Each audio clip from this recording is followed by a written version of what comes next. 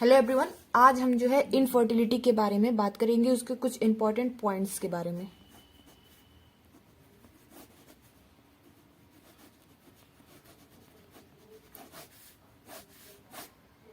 अब उन पॉइंट को डिस्कस करने से पहले हमें पता होना चाहिए इनफर्टिलिटी होता क्या है। अगर हम बोलें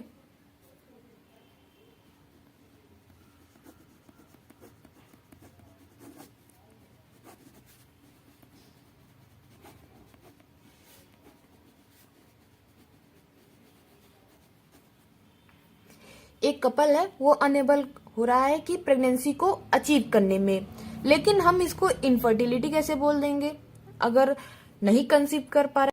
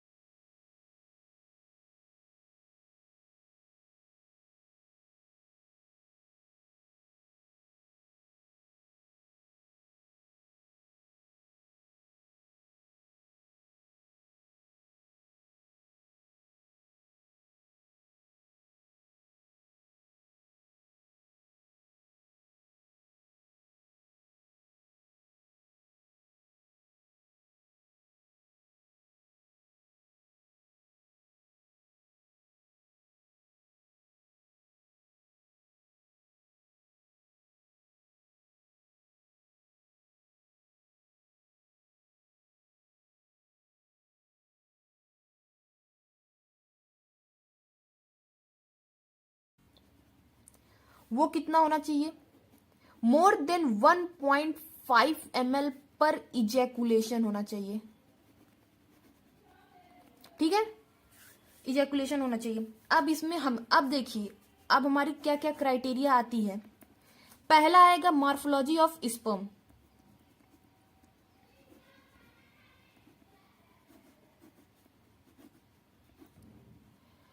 फर्स्ट प्रायोरिटी पे इसको रखेंगे हम, इसको जो है कि फर्स्ट प्रायोरिटी देंगे चेक करने के लिए। सबसे पहले कुछ नहीं, यही देखेंगे मॉर्फोलॉजी ऑफ स्पर्म।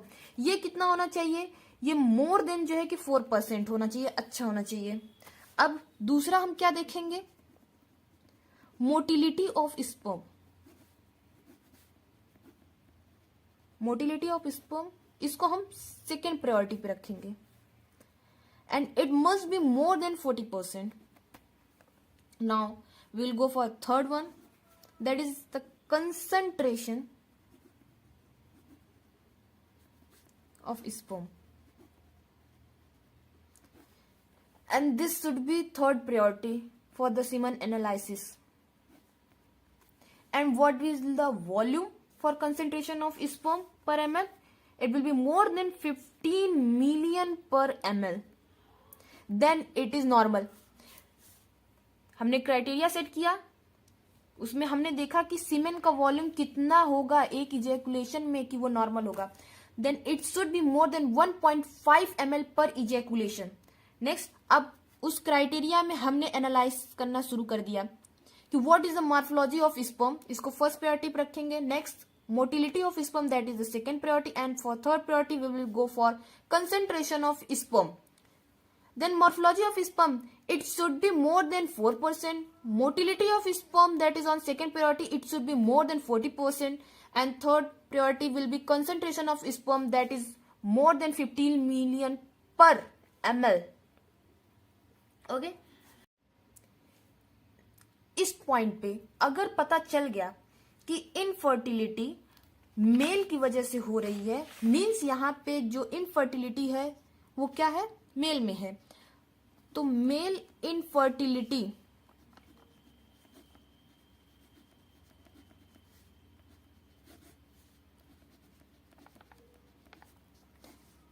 अगर मेल इनफर्टिलिटी डायग्नोस हो गया तो उसके लिए हमारा जो ट्रीटमेंट होगा वो क्या होगा। तो जो हमारा ट्रीटमेंट है वो डिवाइड किया गया है प्रॉब्लम्स के बेसिस पे। जो प्रॉब्लम होगी उसके अकॉर्डिंग क्या होगा, ट्रीटमेंट होगा। तो लेट्स स्टार्ट। तो प्रॉब्लम, पहली प्रॉब्लम, अगर जो स्पर्म काउंट है, क्या sperm count less than 15 million per ml होगा, लेकिन यहीं पे नहीं, लेकिन कहां तक, less than 15 million per ml होगा, but more than 10 million per ml. We have set a range that if sperm count is less than 15 million per ml but it is more than 10 million per ml, then what will be the treatment? It will be IUI, that is intrauterine insemination. Next, अब दूसरी problem देखते हैं। Now you will ask that if sperm count is less than 10 million, then second priority is if sperm count is less than 10 million per ml, but more than 5 million per ml. In first problem we have seen that if sperm count is less than 15 million and but more than 10 million, but in second problem we see that more than means less than 10 million per ml but more than 5 million. Then what will be the treatment? Here will be treatment IVF, in vitro fertilization. Now next in that, the if less than 5 million sperm count, it will be in ml, okay, in 1 ml, less than 5 million.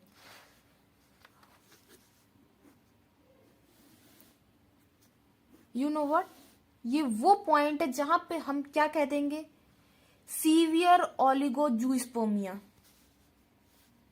इसको हम क्या बोल देंगे, अगर जो sperm count है वो less than 5 million per ml हो जाएगा तो हम सीधे इसको कह देंगे severe oligozoospermia. For this treatment will be ICSI, intracytoplasmic sperm injection.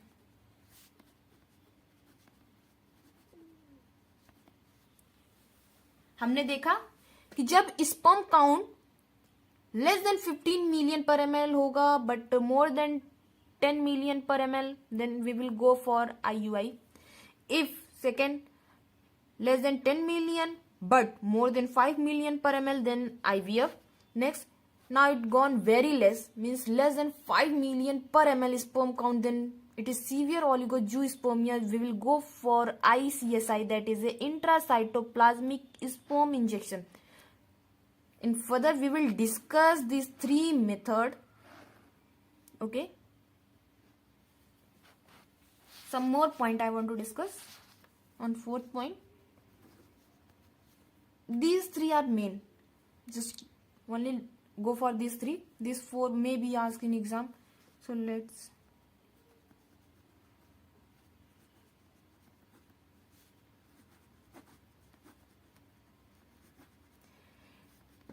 अगर मेल में इरेक्टाइल डिसफंक्शन है तो ट्रीटमेंट क्या होगा, then it will be PED, that is phosphodiesterase.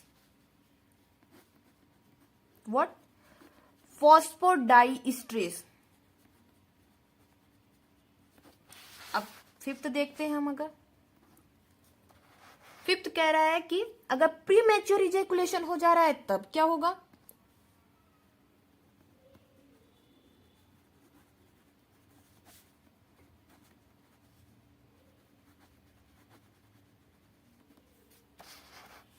तो हम वहां पे सेलेक्टिव सीरोटोनिन रीअपटेक इनहिबिटर देंगे, SSRI, ये होगा। ठीक है, साइकेट्रिक में सब लोगों ने इसको पढ़ा होगा, इस दवा को। Now we will go for sixth one, that is retrograde ejaculation. बहुत बेहतरीन तरीके से सबको पता होगा कि रेट्रोग्रेड इजैकुलेशन होता क्या है।